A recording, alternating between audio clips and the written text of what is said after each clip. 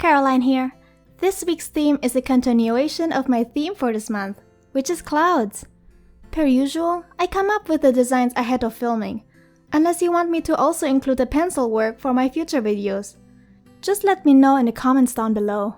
This time it's a layout I did before, where a big picture is on the right page and on the left are the weekdays. After slightly erasing my pencil lines, I taped off the borders of the right page with some masking tape. You can also use washi tape. Just don't use tape that rips off the first layer of the page, like Scotch tape. However, if the masking tape is still ripping off your first layer, you can make it less sticky with placing it on your skin before taping it on the page. That should help it. But it worked so far for me placing it directly on the page, but being gentle peeling it off later on. Initially I wanted to work on the big picture first, but then I changed my mind and painted the left page first. Like in my November setup video, I use very diluted watercolors to make the clouds sheer and a bit translucent. You don't have to be precise with the way your clouds look like, because clouds come in all variations in nature. So I'm not trying to be perfect with them.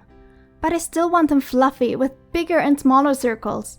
If you use two different cloud colors like I do, it's good to paint the same color first and then add later the other color to avoid the colors from flowing into each other. You can always let them dry and see how they look like and always add another layer if necessary. Once I was happy with the left page, I moved on to the right page, where I did a similar pattern as in my title page. However, instead of just having the clouds start from the center upwards towards the darker parts, I have them circle around the center, almost like a halo effect.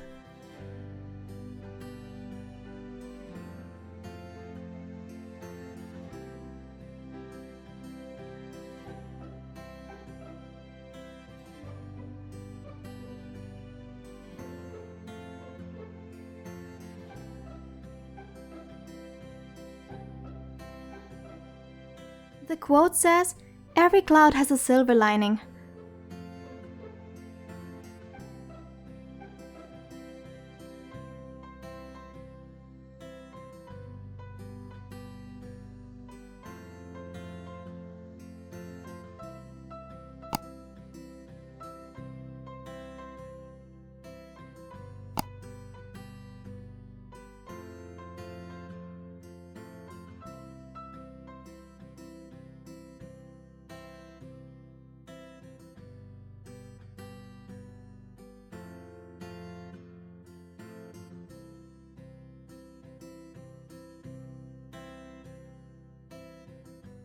Then I added some stars with the silver from the Kuretake Starry Colors palette, loading it on an old toothbrush and spraying it on top, like almost going crazy with how many times I loaded the toothbrush.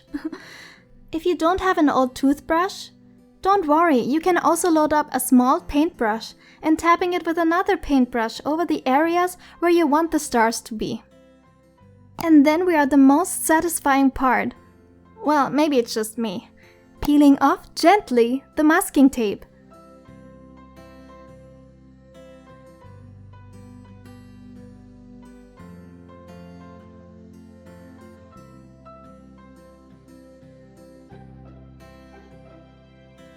Finally, I'm adding some more stars with a white gel pen and black pen.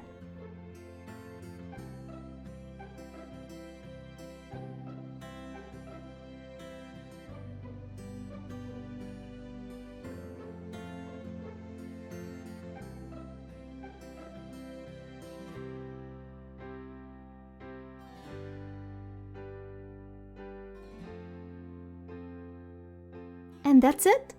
This week's question is, do you like to use pencil lines before using black pens?